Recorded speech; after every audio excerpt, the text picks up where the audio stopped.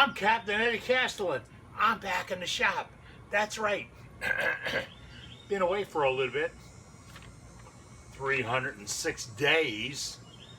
We got some stuff to talk about. Really do. And it's all important. All I want you to do, stick around and watch.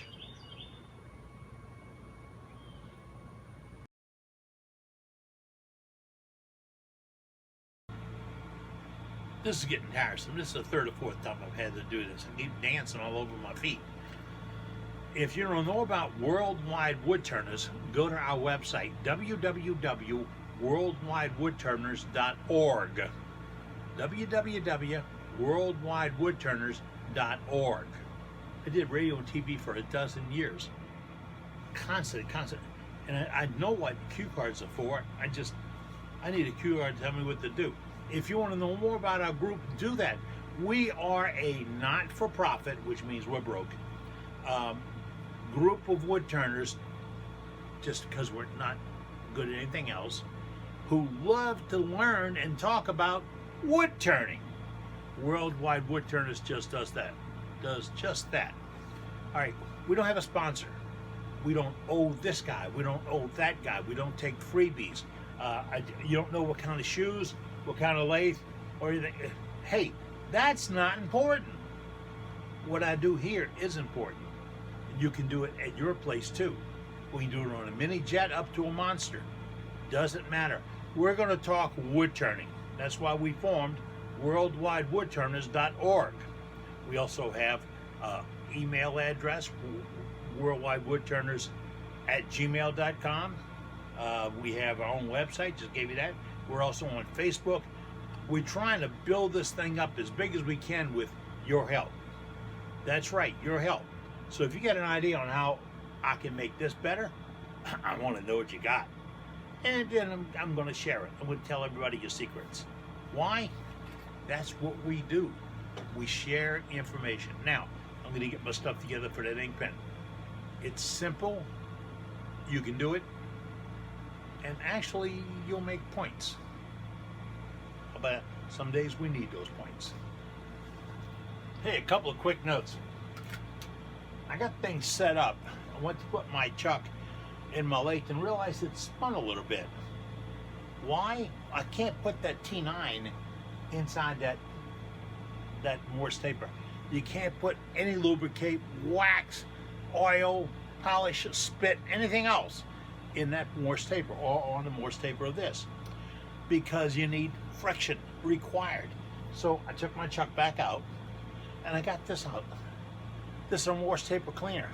I got one of the big box catalog things, and it is a plastic product that will go in and clean to the right taper for a number 2 Morse taper, clean the walls of the Morse taper, and then I take a piece of, understand where I'm going here, I take a little piece of steel wool. The only place I work on steel wool is off the lathe. And I buff off any crap that might be, pardon the term, that might be on the tail, on the shaft. Then I put it in there and tap it with a block. I got a little bitty, like 10-ounce hammer and a block of wood. Plop it in there. I don't want to drive it in hard. I don't want to put it on top of trash. I don't want to put it on where it'll slip, okay? That's a step on getting it ready. Now I'm close. Guess it'll only be fair to tell you what I'm using. I went over to Hobby Lobby and picked up a made in China item number 197830. It's a 1 1/8 inch by 36 inch crafts item, and it was $3.59, and that was for a 36 inch length of turning stock. Now why? Because this is made for using in decorative wood things. It's straight. No angle grain, no hot knots, no bad spots. And guess what? You get a whole rack of them to look at and take a hard look at and see what you want. So that's the stock. All right, that was 1 1/8 inch by 36, made in China. Okay? I'm sure that's how that's spelled. All right, then I need to drill a hole in it. I've got my Morse taper chuck. This is my drill press. This is also my lathe. This is also my finishing tool. She's sweet. All right. Then I went and got some 3/16 HSS 135 DEG aircraft extension drill made by Interstate. I might be able to find the number. It's 0100124. But hey, that's not the part number from MSC Direct. That's why I buy them at MSC Direct. I get a pack of 6 or 8 at a time. Why? This will never touch metal. It will cut that wood. If I ever think I touch metal with it, I won't use it on wood again. Why? If you touch that bit on metal, you can force it to keep cutting, and it will cut straight through because there's no grain in metal. All right, don't fuss at me. It'll cut right through it. But if you're going to drill a hole in this block, and one shoulder or the other shoulder of that drill bit is sharpened, one is sharper than the other, you know what I mean? When you drill it, it's going to walk through. It'll actually go in a curve. They sell drill bits that curve through walls for electricians. Hey, we had to jump, change gears, switch over, whatever. My other camera stopped. Probably hadn't been working long enough, but it stopped. I'll find out how to fix that. And then that monitor back there is going to probably work too. Got to figure out where the switches and stuff went for it. But we're working on all that. Now, I was going to tell you about this piece of material. It's a piece of 1 1/4. I got the thing here. It's a piece of round dowel from Hobby Lobby. It's straight, no splits, no angles, no cocks. That's going to give us a piece. Now I'm cutting it about, okay. Took my pen out and did this to make sure I had enough material. It's all that's important right now. I have enough material. Then I set the drill bit to drill as long as the refill is. That's the important measurement. Just put that drill bit up there and see how long the drill bit is when it goes into this. That's the only one drill at one time. Now, that is that brand new bit. And everything looks like it's cranked up. Let's see. Yep, it's running smooth. I'm looking at that tip right there and see how smooth it's running. That's critical. Because if it's got a wobble on it, I want to tap it and tap it and tap it until it gets straightened out. Now, I don't want you to forget this. This is important. And honestly, I'm getting tired of hearing all these people that demonstrate and say, I can't wear this while I'm doing this, I can't do that. I can't live without wearing this. Isn't that a pretty simple thing? It's like the COVID-19. I won't catch that. Yeah, let me know about that. I'll send you flowers. Same thing. Wear your shield. I'm not talking about your glasses. I got glasses. Wear your shield. Not a cheap one. You go to Home Depot and get that really cheap, I'm supposed to not use those words by my boss. But when it gets hit, it's going to flex. Guess what? That doesn't flex. Well, it does somewhat. So I'm putting my shield on. I have it locked up. Now I'm going to crank up the lathe with speed. About that, well, I don't have one of those digital things. I'm going to turn it on the way I think it's running good. Yeah, that's about right. Then I'm going to center it up.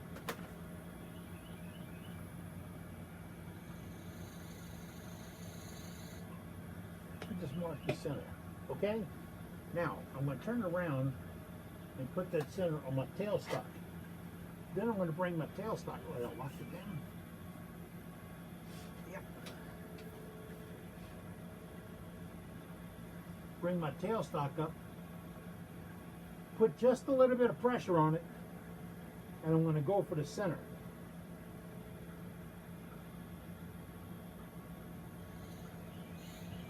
Now you can center this up with all those numbers and all that stuff.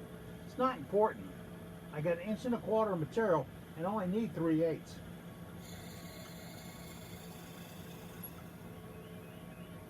That made sure that the beginning of that hole is plumb or straight.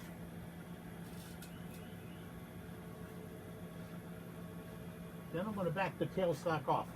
I don't need it anymore, all right?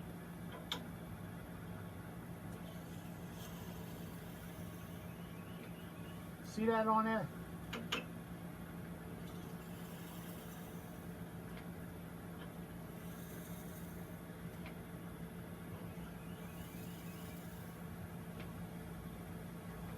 Y'all be good. Boss just came out to check on me.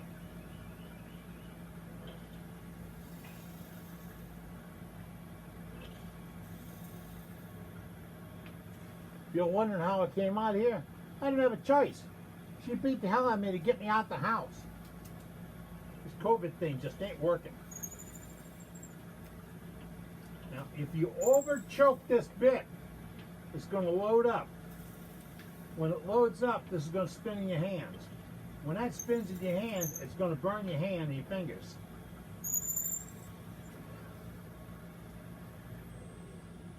That's it. I'm done. I drilled it. It's just that hard. On the drill press, I have to use a clamp, get off the side, drill it, drill it, drill it, extend the bit, drill it, drill it. Didn't have to do that with this. And guess what? I don't have to change that bit to keep going for more and more pins. She. All right, stick around. I'll move the camera a little bit closer because I want you to see. This won't center up again. I'm going to bring my tailstock up. Damn it, I thought I had things moving better than that. I must have some trash. There it is. I got some trash way back there where I had moved it over. Embarrassing. I'm telling you, I had to slide right and it ain't sliding right. So we'll clean it up in a little bit. All right, I'm going to bring my tailstock up, and I am not going to force it into that hole. I'm not going to try to make that work. In fact, it is the exact opposite. I don't want it to work. Why? That might not be the center of that bit. That bit's coming out straight, no pressure on it. The center won't be there. Now, shield up. Now I want to bring that up. Very slowly, because I don't want to make it jump in that hole. So now I'm bringing it up nice and slow. And now I'm making contact. Okay, now that's my turn. Please stop this. That's my turning stock. I'm now ready. What did I do? Straight drill bit, straight to this point. I didn't recreate it or move it around. That is how you screw them up. Now I'm going to get back to putting this pen on that block of wood. Sounds simple? Well, it really is. Stick around. I think I'm ready to go to work, but I'm going to use a skew to make my first cuts on this one. I'll make my next ones. I'll do the whole pen with a roughing gouge. No, I can't do that. A little bump in it, but I'll find another way to get around it.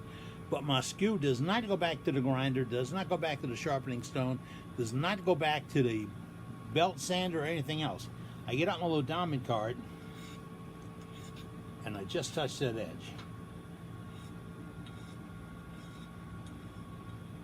Why? Because that is sharp. That was sharp before and it's sharp now. I don't want to go messing it up. That's right. I'm the one that believes in don't go to the grinding wheel all the time. Now, we're set up for this. I can turn the machine on. It's running fairly smooth right now. So I'm going to bring the speed up a little bit. Why? My mentor, O.B. Lacoste, told me, whenever it's running good, bring its speed up.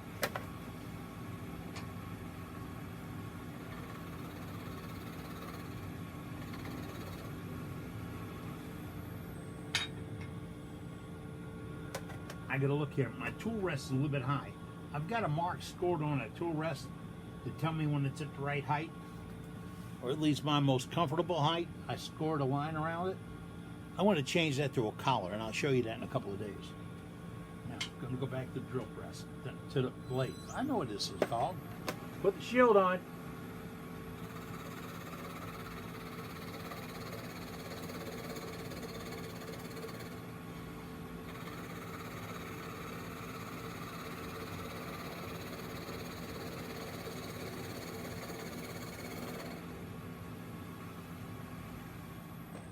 We hear a lot about using this devil tool to shape your material.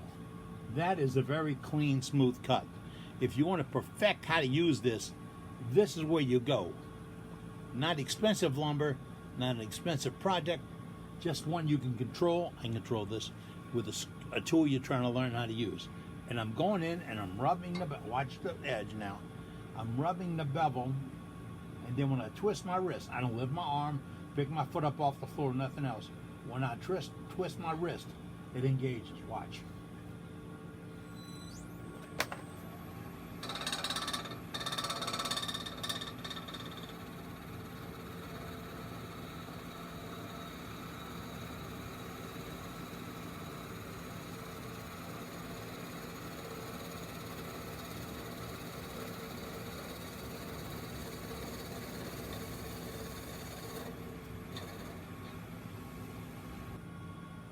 That is my rough and gouge. It might be an inch across.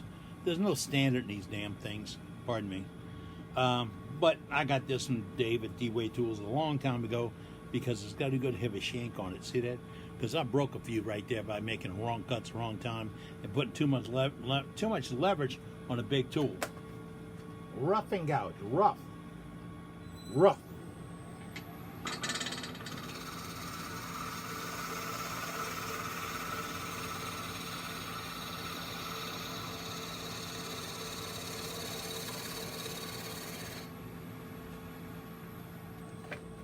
That was a rough and gouge cut.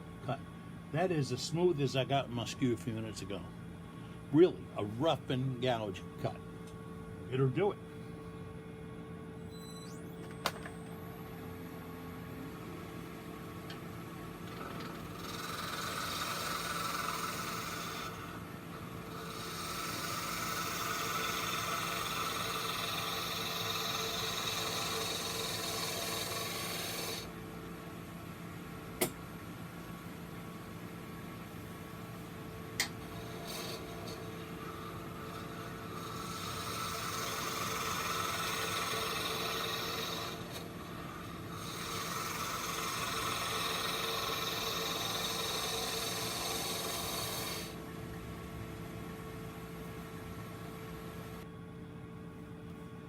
You got a second to talk about mistakes? This is the piece I'm going to turn. It's going to be here. You see that shape? Now, I would make a serious mistake trying to turn this end before this one's ready. Why? Number one, if the bit's coming out, I'll know when to stop and throw it in the trash can. But number two, I've gotten more weight up here, some more, because this is going to get a little flappy, move around a little bit when I get down to thinning this up. So let's not make any mistakes. By the way, there's no bounce with this gouge. No bounce at all.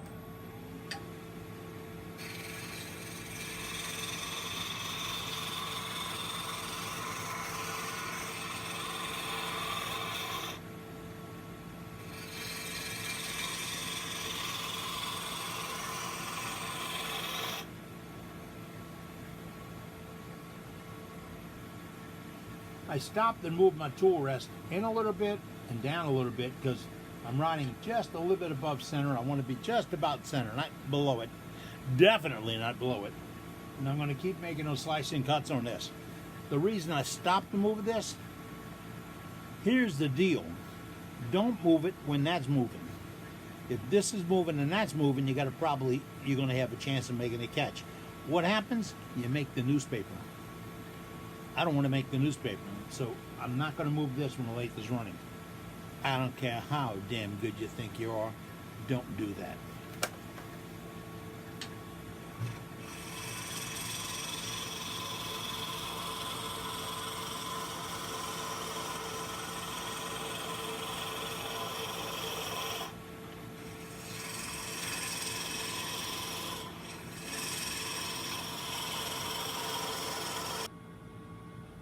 By the way, you love when you say that, right? That's like you know. By the way, I am coming from here and going down to the narrow part because this is sliding downhill in my grain, and I would better slice that way. If I went uphill into my grain, I would tear it rather than slice it. That's why I pick it and go this direction. Just needed to know. And now I have the upper part about where I wanted it. Did I get out the calipers or the drill gauge? No. I took the eyeball and looked at the bottom and the top and figured that's pretty close. And when I sand it out, I'll be really close. Now from there, I have to work on this taper to get it down here. To do that, I'm gonna move my tool rest over a little bit and go back to work again. Again, I shut down my machine. I'm gonna go back to work on this again. Look, that little wispy coming off, that's what my skew can generate. And this needs a little sanding because I stopped right there, but I'm going to pick up and continue on. It's been 306 days since I turned wood. Getting back into this and thinking about the do's and the don'ts and counting the 5, let's see what can happen. I'm going to turn it on as it tighten down. Number 2 is my tailstock, and I'm going to move my tool rest the right height. Do I have some ventilation? Yeah, there's a little fan up there. All that's important. So count the 5 and then press the ON, OFF button. I got to do that. And then it goes on. Shields up.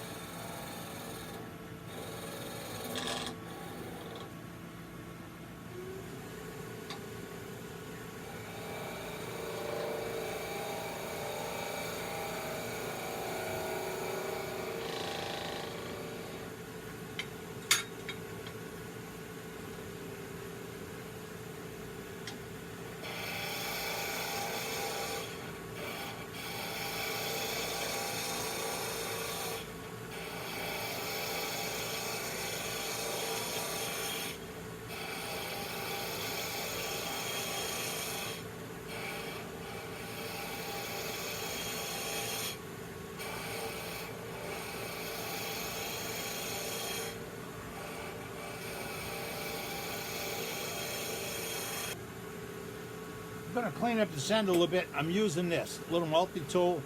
This, I believe, is made by Sorby. A couple of different tools come with handle. I like it.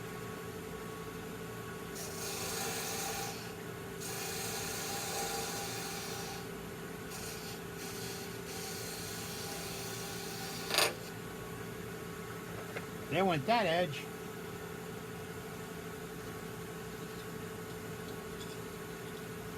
So I get out my little diamond and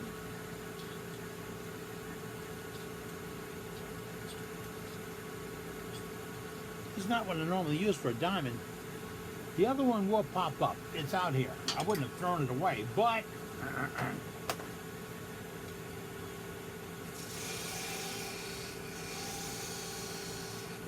stay away from the jaws. Now let's shape this up a little bit.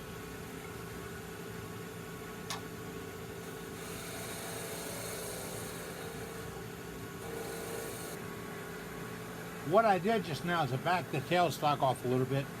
With my hand, slid this back a little bit, made contact with the tailstock spur again. Remember, I didn't realign it. It went right back where it was.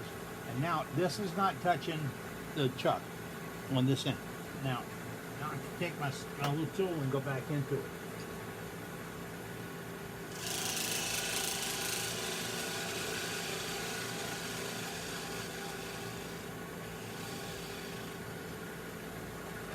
Light cuts, and mainly I'm using it like a scraper on one side.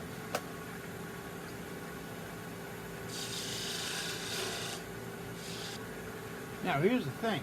I want to put my stripes on the bottom of this where it actually looks like a baseball bat. See the little stripes? Yeah, you can see that. So what can I do? I can take my little detail tool and go over the top and put some marks.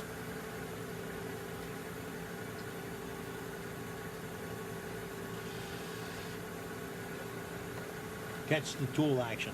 I went under, pushed the handle up, let the cutter come up. I didn't do this. Why? I don't want to show you, but it will screw it up.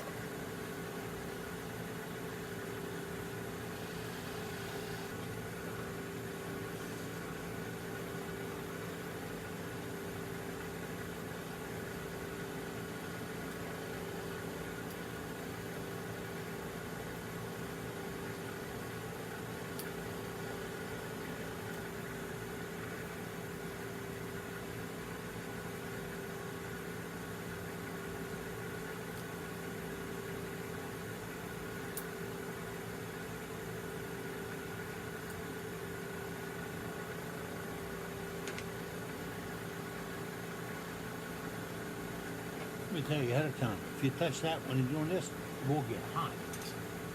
I gotta stop, bring my tool rest up and redo that third notch because it wasn't deep enough. I kept sliding off it.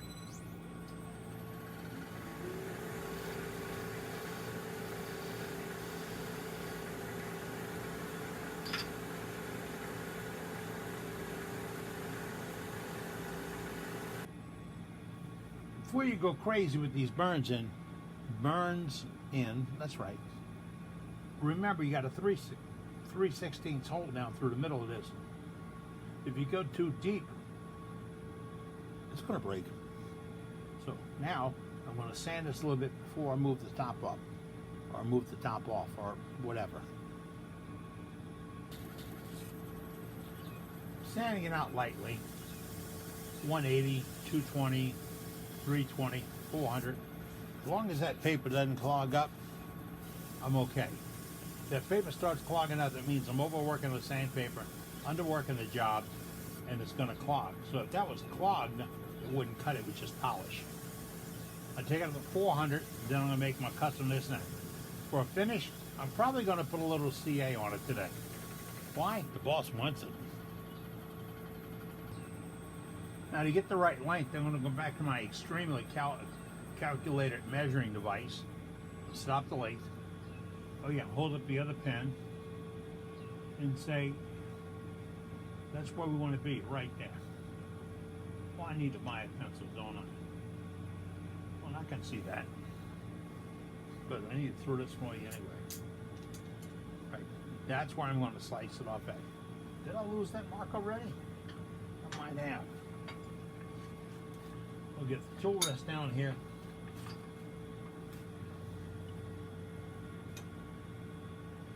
Get it up in place. Look again, there's that mark, right there. So I'm going to mark it with a little multi-tool. That's what I need. That's where I'm going to take this top off of. Now, to do this, I want to be a little bit better strength and centered, so I'm going to push the pen back on the tailstock, push it back in, put a little pressure this way, and that gives me a little more stability this way, and then I can slice this off. Slice it off. I'm not going to get out a saw. This ain't flat work. This is you doing tooling work. This is my tool. See that? Now, watch how that approaches. That point is down. Speed's down.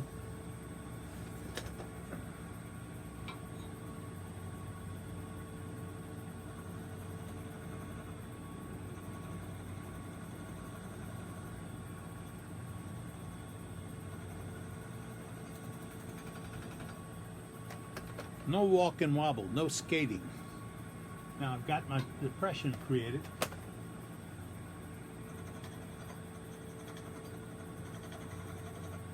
Speed's too low.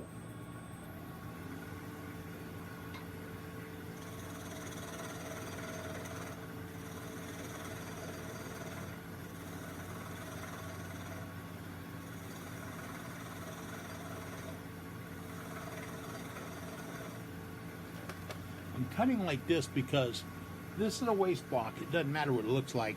Over here, I still haven't figured out how to put the wood back on if I take it off.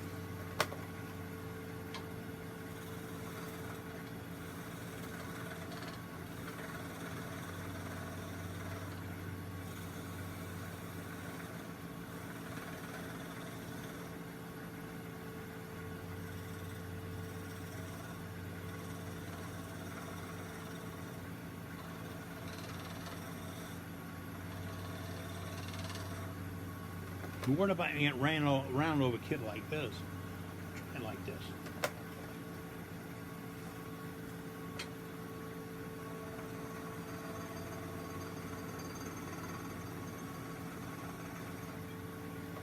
Give a smooth, even cut, and the rotation is pulling the tool down, not bumping it up.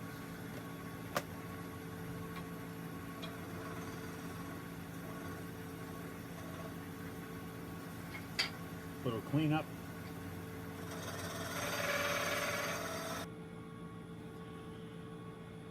time to put the finish on. If you really want to screw up a piece of work, you really want to screw it up, it's simple. Rush the finish. That's all. Don't take the time to sand it to 600, which I did. Don't take the time to knock it back. Make sure all the fuzz is gone, which I did. And don't rush in the finish. Now I'm going to do this as a quick finish. I just said one thing, I'm going to do another. I want to show you. This right here looks like the rubber for a goat. Well, really, it's not. Well, maybe it is. All right? It looks like a, y'all know, you have teenagers once. But this is going to keep the super glue off my fingers. They don't stick to this, or it doesn't stick to this. I'm turning the speed way down. Start it. I'm going to put a drop or two on it, and then walk it. Not a lot.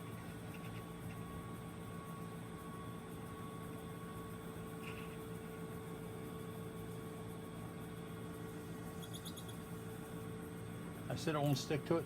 It does stick to it, but it doesn't stick to my finger. That's curing. What am I using? I'm using Super Fast Thin from Starbond. Why? My honest answer is that it's fresh. I get it from Paul and the gang, and been doing business with them about 15 years. It's a fresh product all the time. Back to it again. Don't have a lot of fuzz on it. One more time, I'm going to put a little bit on it. I'm walking in. Oh, before you ask, can I do it with some medium thick and make it work right? I don't know. I haven't. I'm not that much of a hurry. This is a sprint, not a marathon. No, wait. A marathon? It's a running thing, and not to do the running thing. Now, I'd let that cure for a minute. I don't spray it with the accelerant. Why? Our humidity is right now 84%. You can almost slice this out and send it to somebody. Took that long for it to cure up. One more time.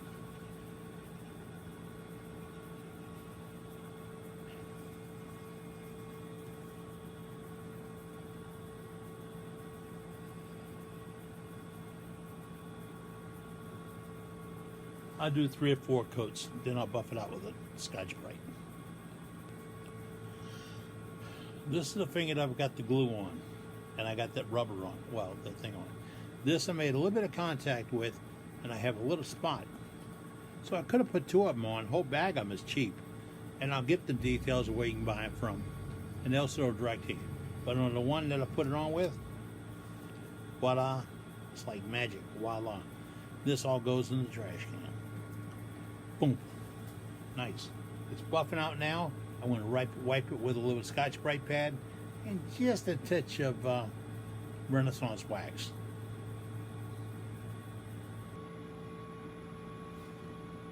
That's my baseball pen. Baseball bat pen. That's what it came out of, a Bic. Now, I drilled the 3/16 hole clean through it. It fits pretty snugly. Fits pretty good. I can always put a little Teflon tape and push it in, or a piece of plastic bag, or step down from the 3/16 to a 5/30 seconds or something like that. But I find this works for me. The bit doesn't have a lot of wobble, and that does it. Now, we're not quite done, because I led to the fact that I want to talk about one of my pet peeves: marketing. Yo, here you go. I needed another small block to show you something else, and I cut it off that 36-inch length. Here's the deal. If you took this block, and went straight into your bandsaw, straight ahead, I got a 4-tooth, a 5-tooth on there. If I went straight in, that blade would grab this and wind it like this, right out of my fingertips. That's how I lost the fingerprints on my 3 fingers. Nothing to do with that mafia cousin, all right? But it will turn it like this, like a spinning away. So when you go into something, if you don't have a jig to hold it with, you go backwards. When you're pushing in to make contact, be rolling back towards you. The blade will still work. This makes it work better, or so. This will make it work and let it cut it back out. Just a tip. Don't get hurt. Before I wrap up today, I have to mention that This whole program here is put on by Big Guy Productions. Now, our website is www.eddiecastellan.com, right here, www.eddiecastellan.com. We sell carbide cutters, tools, and gizmos and gadgets. It's all on a website, 2 pages. Cutters, for cutters, and combos and stuff for the other items. We're not looking to add anything to the inventory. Very happy with where it is. It went to where you wanted it to go. So before we get into that, we did get into it. Okay, look me up. All right. I want to talk about one of my pet peeves. I get calls every day. Had one this morning, interrupt the program, about negative rake scrapers. Eddie, I want to use a negative scraper. Do you have a cut? Okay, here's the deal. My daddy's 65 Chevy Malibu SS with the big motor had black tires on it. It ran as good as a Chevy SS big motor with white wall tires. My daddy didn't have all the chrome and stuff. He had the very plain ones and very plain hubcaps. Still ran as good as the other car. He had vinyl seats instead of leather. Still ran as good. You see where I'm going? Sometimes frills don't get you where you need to be. So I'm going to show you how I can use a scraper and get just as an efficient cut, and you don't need the gizmos. I want to lose some friends over this, but it's more important than me and you, or you and I, or us. We know. I hope this camera angle works right for you. My speed is probably around 700, 800 RPMs. This is a block of that wood again from Hobby Lobby. No magic here. No magic. No magic. I'm going to go ahead and do a slice on it. Get it cleaned up a little bit. A little bit out around, see it?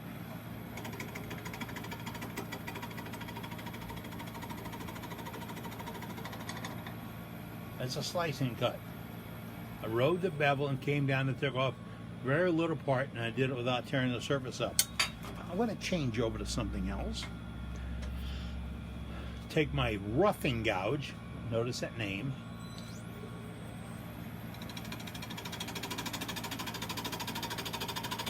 I'm reading that bevel, which is 45 degrees.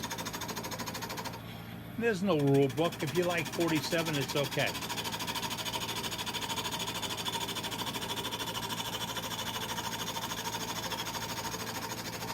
Here's the beauty. There's no rule book for any of this. If it's comfortable and safe, go with it. Now, I knocked that down. I'm not as flat as I like to be, but I have a few tears. And if I was going to use this for turning, well, I'm going to shape it up and then I'll show you. Now, I've gone this far and just with a roughing gouge. You can see I've got some ridges and stuff on it, some little bumps, some tears. So really this is saying, help me, help me, help me. So I'm going to help it.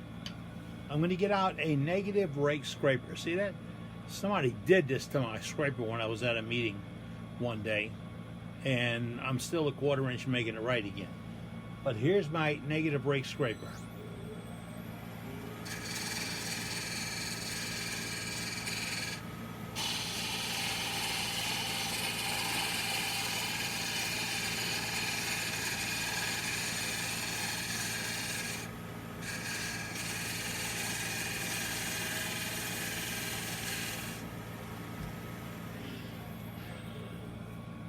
This has got as much tear as this does. This is with a negative rake scraper. This is with a roughing gouge. Now, I'm going to show you a negative rake scraper that Cindy Drozda, y'all know of Cindy, lady from Colorado, very, very, very good trainer and instructor. She will show you her negative rake scraper, and it looks like this. Oh, wait a minute. I picked up the wrong tool. That's my skew. Hold on. Okay, I've got... No, that's still the wrong one. Oh, damn. Looks like I'm going to have to use this. It's a skew. I'm going to take it up.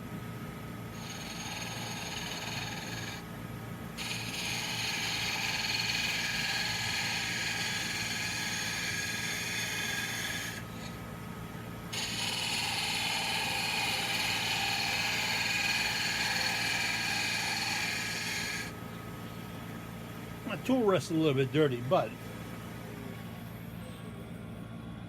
uh-oh. Uh-oh. That's not good. That's as good as I had on this side. And it was my skew. Oh, wait, that is negative rake in both directions. Huh. But I didn't pay as much for it. Now I'm going to go over and get this out.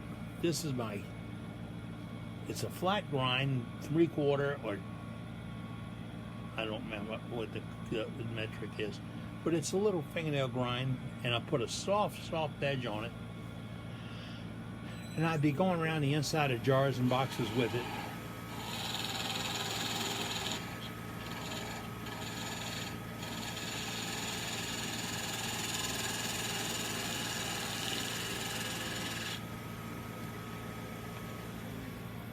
Now, besides being a little bit being a little bit wild on it, it gave me a pretty good finish. I wish I could get you closer. I killed the other camera. All right, so that's the three that we were talking about. Now, here's the other part of the deal. Negative rake. How does that piece of wood know that this is negative rake? Did you tell it? I didn't tell it. It had to find out during contact. So I'm going to lower my tool rest a little bit to get my cutting point just about center. Caught that? Cutting point just about center. That's that point right back there. I'm going to power it up, and then we're going to go along with it.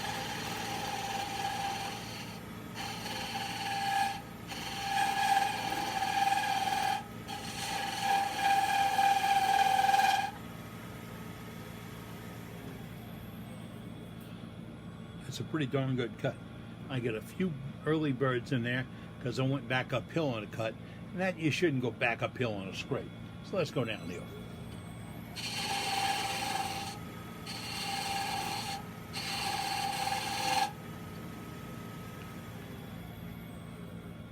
That looks pretty good. Now, I didn't tell this it was a negative rake. I did. I didn't tell it this was a negative rake. I didn't tell him that this was a negative rake. You see, that doesn't have anything to do with how it cuts. It's white wall tires on a nice car. That's all it is. We don't need the white walls, we need a nice car. So if you're approaching something with a scraper, I hope you get all that. What I was talking about is when you present a tool to a piece of wood, it's got nothing to do with that tool edge and the shape and where it goes and how it comes down and goes around and all that other stuff. It matters on where that cutting edge makes contact with the cutting material. I don't care if it's copper, brass, aluminum, acrylics, cast stuff, whatever.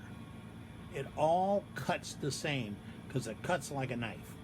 If you'd like me to explain a little bit more, get out your pocket knife and then take a piece of wood right here. Take a piece of wood, and you want to take some shavings off the side of the wood. Are you going to take your pocket knife instead of straight across and go down like this? No, what are you going to do? Think about this. You're going to put it at an angle and make a slice. Why? Makes a better slice than a chop. A gouge is just the plow you take to the lathe. So instead of plowing with it, pardon me, let's slice with it. I think you'll like the results of that. Now today we came out, the intent was to make a baseball bat ink pen, and we did. We turned it out. I think the boss will like this. I asked her what color you want. She says, wood.